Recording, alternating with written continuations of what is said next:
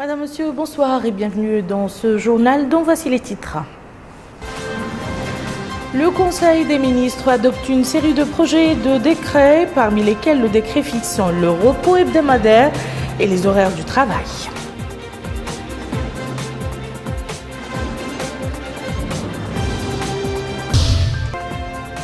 Journée de concertation entre l'ANAPEJ et l'Union du patronat mauritanien sur les nouveaux services de lutte contre le chômage.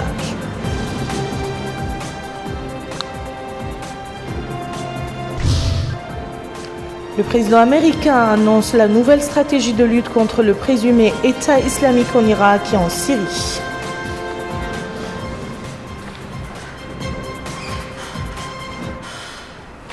À la une de ce journal, le Conseil des ministres s'est réuni aujourd'hui sous la présidence de M. Mohamed Abdelaziz, président de la République. Le Conseil a examiné et adopté les projets de décret suivants. Projet de décret portant création du comité de suivi de la mise en œuvre de la stratégie nationale de lutte contre la corruption. Ce comité a pour mission d'assurer le suivi de la stratégie nationale de lutte contre la corruption et de prendre les décisions nécessaires à sa mise en œuvre. Projet de décret fixant le repos hebdomadaire et les horaires de travail sur l'ensemble du territoire national.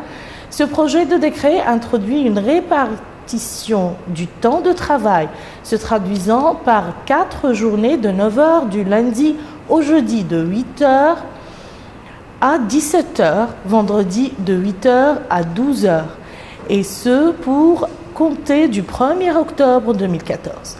Projet de décret portant nomination du président et des membres du conseil d'administration du marché aux poissons de Nouakchott. Projet de décret portant nomination des membres du conseil d'administration de l'Agence nationale de la Grande Muraille Verte. Le ministre des Affaires étrangères et de la coopération a présenté une communication relative à la situation internationale. Le ministre de l'Intérieur et de la décentralisation a présenté une communication relative à la situation intérieure. La ministre du Commerce, de l'Industrie et du Tourisme a présenté une communication sur les procédures d'importation. Cette communication porte sur la nécessité de réviser le régime des procédures relatives aux opérations commerciales d'importation et d'exportation en vigueur en vue de le mettre à jour et de permettre au département d'assurer un meilleur suivi du commerce extérieur. Le ministre de l'Environnement et du Développement durable a présenté une communication relative à l'état d'avancement des activités du programme spécial de protection de la ville de Nouakchott et la préparation de la campagne annuelle de reboisement 2014.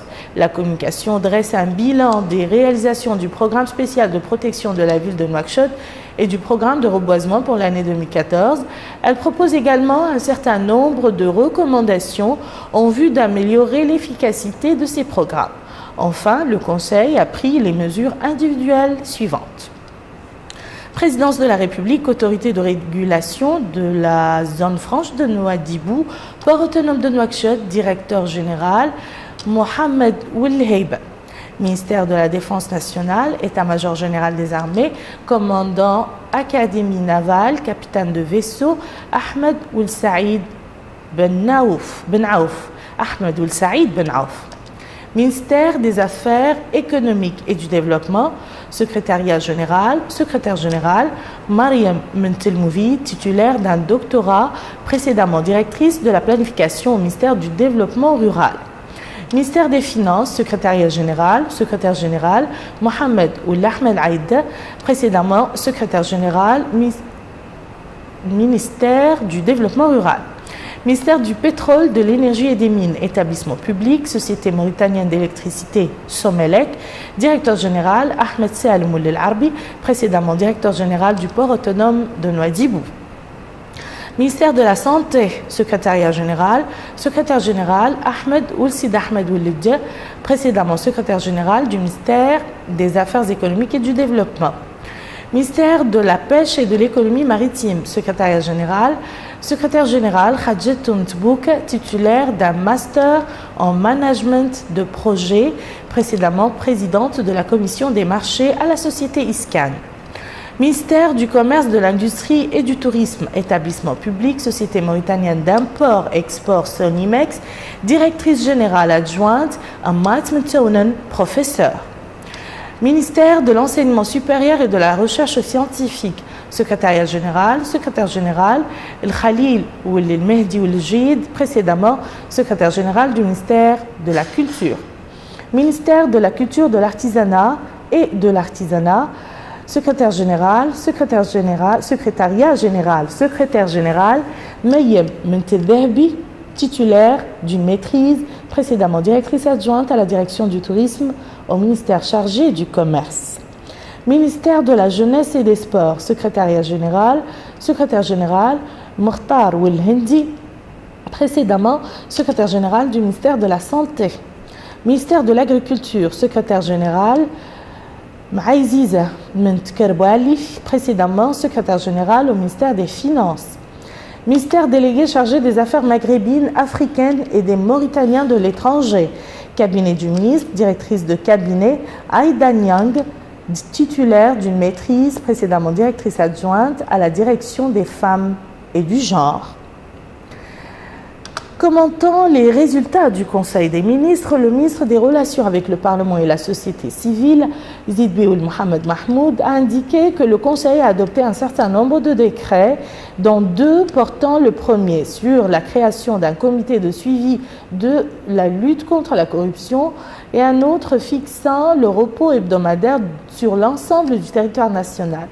S'agissant du comité de lutte contre la corruption et la gabegie, il vise, selon le ministre des Affaires économiques et du Développement, M. Sidi Letta, à veiller au suivi de la stratégie nationale de lutte contre ce fléau et à prendre les mesures propres à son application. Il a noté à cet égard que le nouveau comité dispose de larges pouvoirs dans le domaine de ses compétences pour lui permettre de mener sa mission dans les meilleures conditions. Le ministre de la Fonction publique et de la modernisation de l'administration, M. Seydina Ali Mohamed Khona, a précisé le décret fixant le repos hebdomadaire qui s'appliquera à compter du 1er octobre prochain, a pour objectif d'améliorer la compétitivité des directions et de nos acteurs économiques avec l'étranger. Enfin, le ministre des Affaires islamiques et de l'enseignement originel, M. Ahmedoul El Daoud, a levé l'équivoque sur la question du repos le vendredi, soulignant que la charia recommande le travail tous les jours, en particulier le vendredi, citant Cheikh Khalil à cet effet. Il a ajouté que les compagnons du prophète, paix et salut sur lui, travaillaient le vendredi sans faire la différence avec les autres jours, relevant que vendredi férié fait rater à beaucoup de gens la prière du Dohr, car la plupart d'entre eux sortent de la ville. Le ministre a enfin répondu aux questions liées à la jurisprudence sur le sujet et sur le pèlerinage. La primature a rendu public ce soir un communiqué portant nomination par décret de certains conseillers chargés de mission. Il s'agit de Mme Mariam Mentoutourad, chargée de mission au Premier ministère, Mohamed Mahmoud Oul-Bouassriye, chargé de mission au Premier ministère, Ahmed Salim Oul-Mayab, conseiller chargé des affaires islamiques, Naji Oul-Khatri, conseiller des affaires sociales, Ayman Salim Val, conseillère aux affaires culturelles et éducatives, Cheikhna Oulidoum, conseiller chargé des affaires administratives, Mohamed Yahya Oul-Ahmed Qadi, conseiller chargé des ressources énergétiques et du développement industriel, Hasni Oul-Lefqih, conseiller chargé de la communication, Isselmou Lemine, conseiller chargé de la justice, des droits de l'homme et de la société civile, Baba Mentabad, conseillère chargée des infrastructures, Ahmed Oul-Khtira, conseiller des affaires politiques. Ouverture aujourd'hui à Nouakchott d'une journée de concertation sur les services de l'Agence nationale pour la promotion de l'emploi des jeunes ANAPEJ. La journée vise à exposer les nouveaux services offerts par l'ANAPEJ aux acteurs dans le domaine de l'emploi pour en profiter en cas de besoin et pour réduire le chômage dans les rangs des jeunes. Abdoul Adamaba. Réduire le chômage chez les jeunes, tel est l'objectif de ces nouveaux services offerts par l'ANAPEJ, l'Agence nationale pour la promotion de l'emploi des jeunes. C'est dans ce cadre que l'Union européenne, en collaboration avec l'ANAPEJ, a mis en place le projet TEAM en vue de développer la capacité d'intervention des services publics de l'emploi en Tunisie, en Égypte, en Algérie, au Maroc et en Mauritanie. Baba Woulboumeis, secrétaire général du ministère de l'Emploi, de la formation professionnelle et des technologies de l'information et de la communication, est revenu sur l'importance de ces rencontres. Il a par la suite indiqué que le secteur de l'emploi en Mauritanie a connu une évolution en ce qui concerne l'actualisation de la rationalisation des politiques d'adaptation de la formation aux besoins du marché. Il en est de même, dit-il, de la mobilisation des moyens nécessaires pour la mise en place de programmes capables de créer des emplois ainsi que du respect des principes de justice et de transparence pour l'accès à l'emploi.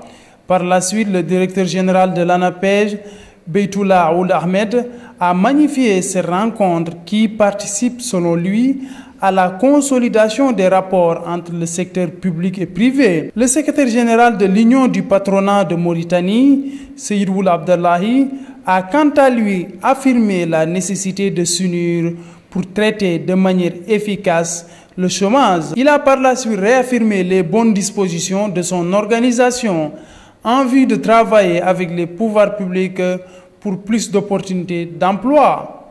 La concertation en vue d'élaborer des programmes pilotes afin de venir à bout de cette lancinante question qu'est le sous-emploi est nécessaire. Rien ne peut se faire sans les représentants et sans le patronat mauritanien et sans les entreprises internationales qui recherchent de la compétence. Rien n'est possible. Le rôle de l'ANAPEJ au début était un rôle beaucoup plus administratif, c'était de l'enregistrement de la demande d'emploi, ça alimentait aussi les chiffres du ministère. Aujourd'hui, et vous comprendrez davantage tout à l'heure, le rôle a changé. Même s'il reste du chemin, le rôle a changé. On est davantage tourné vers l'intermédiation, vers la rencontre entre les employeurs et les demandeurs d'emploi.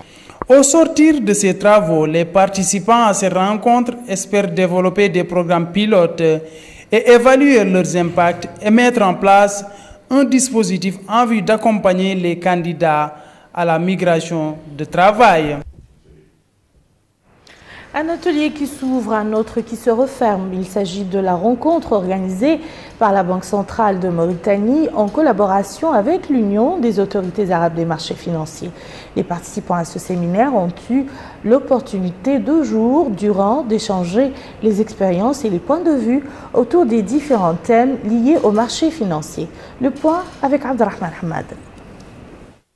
Les caractéristiques de l'économie nationale, le rôle de l'appareil financier dans l'appui aux projets de développement ou encore les efforts entrepris pour la création d'un marché financier en Mauritanie.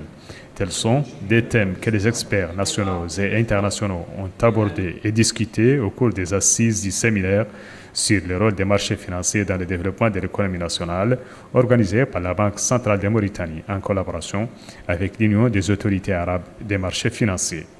La rencontre a constitué, selon les participants, une occasion qui a permis aux acteurs économiques multisectoriels, aux sociétés d'assurance et aux banques de s'enquérir des étapes d'avancement du projet de marché financier, insistant sur l'importance de créer ces marchés dans la célérité requise. Le colloque intervient après l'élaboration de la Banque centrale de Mauritanie d'une étude de faisabilité de la création d'un marché financier dans les pays. Une étude faite sur la base d'une approche participative de tous les acteurs impliqués dans le but de réunir les conditions propices pour exécuter ces projets sur le terrain. Direction à présent Rosso, c'est là que les Walis du Gorgol, du Brakna, du Guidimara et du Trarza et leurs homologues de Saint-Louis du Sénégal, de Matam et de Louga sont en conclave pour discuter de la transhumance transfrontalière. Parmi les points à l'ordre du jour de cette rencontre de 2 jours, le règlement de la situation de la transhumance et la fixation des points de passage entre les 2 pays. Moussa Ndiaye. Organisé par le ministère de l'Élevage en collaboration avec la wilaya du Trarza, les travaux de la réunion des Walis et gouverneurs du Sénégal et de la Mauritanie sur la transhumance transfrontalière ont démarré ce jeudi à Rosso, la capitale régionale de la wilaya du Trarza. Cette rencontre de 2 jours a réuni les Walis du Gorgol, du Brakna, du Guidimara et du Trarza et les gouverneurs de Saint-Louis du Sénégal, de Matam et de Louga, en plus des autorités administratives et sécuritaires de deux pays. Ouvrant les travaux de cette rencontre, M. Lambrabot Ould Mekhalle, conseiller technique du ministre de l'Élevage, a indiqué que ce secteur bénéficie de plusieurs avantages en Mauritanie, conformément à la politique générale du gouvernement et sur instruction du président de la République, son Excellence M. Mohamed Ould Abdelaziz, qui, dit-il, accorde un intérêt particulier non seulement à la couverture sanitaire du cheptel, mais aussi, ajoute-t-il, le secteur de l'élevage a connu l'exécution de plusieurs projets et programmes, notamment dans le domaine du renforcement des infrastructures de base. Dans le but de créer un espace favorable pour les deux peuples, sénégalais et mauritaniens, sur la base de la compréhension et de la complémentarité, les hautes autorités de deux pays ne ménagent aucun effort pour la réussite de toutes leurs actions. Je voudrais tout d'abord magnifier l'excellence des relations ou de la coopération entre la République islamique de Mauritanie et la République du Sénégal, bâtie sur une vision commune de nos deux chefs d'État, son Excellence M. Mohamed Ould Abdelaziz et son Excellence M. Macky Sall, pour qui la Mauritanie et le Sénégal constituent deux peuples frères. Je voudrais, mesdames, messieurs, remercier le gouvernement de la République de Mauritanie pour l'accueil d'abord à Nouakchott, parce que j'ai été pendant 4 à 5 jours à Nouakchott avec Madame le ministre de l'Élevage de la République du Sénégal pour échanger sur les questions liées à l'élevage, mais également sur les questions vraiment qui nous assaillent actuellement, nous de la République du Sénégal, liées à la préparation de la Tabaski. De son côté, Mme Labaye Lamine Khan, adjointe au maire de Rosso, a déclaré que les deux peuples, mauritaniens et sénégalais, sont liés par la religion, par la culture et par l'histoire. Elle a ajouté que les services régionaux et départementaux de deux pays ont beaucoup œuvré pour faciliter le passage des personnes et des biens.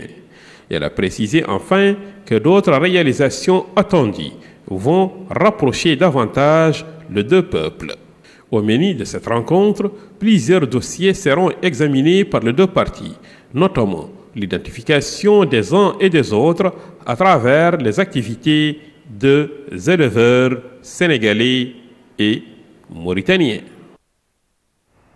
Plus au nord, maintenant précisément à Nouadhibou, où les autorités administratives de la wilaya ont tenu une réunion avec les représentants des fédérations des agriculteurs, avec pour objectif de passer en revue les problèmes posés dans le domaine du maraîchage et de l'approvisionnement du marché local en légumes.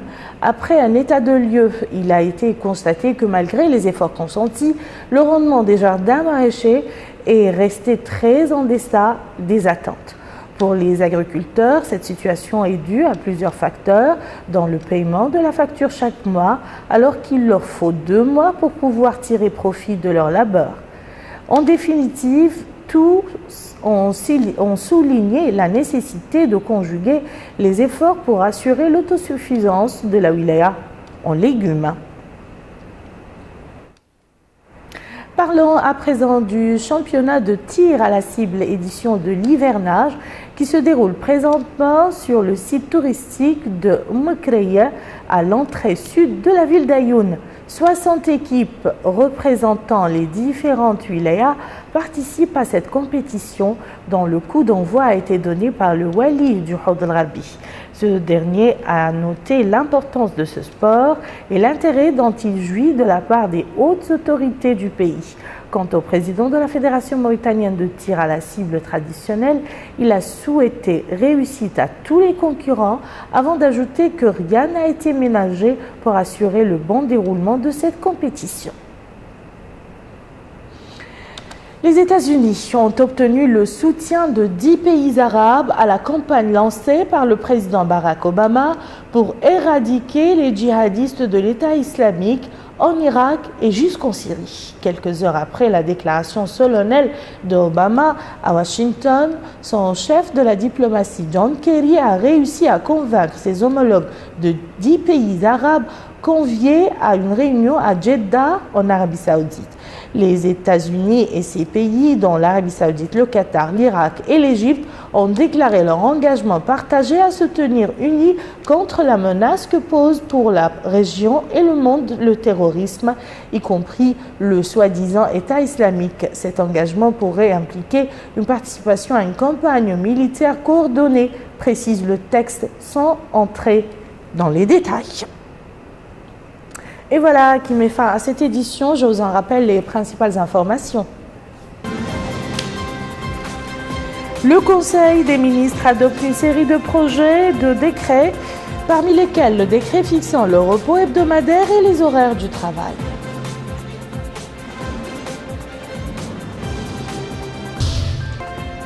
Journée de concertation entre l'ANAPEJ et l'Union du patronat mauritanien sur les nouveaux services de lutte contre le chômage.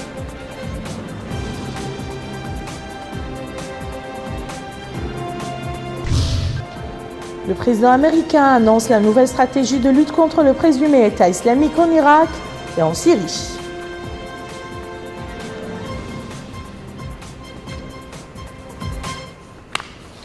Merci, madame, monsieur, de nous avoir suivis. Je vous souhaite un excellent week-end et à très bientôt, Inch'Allah.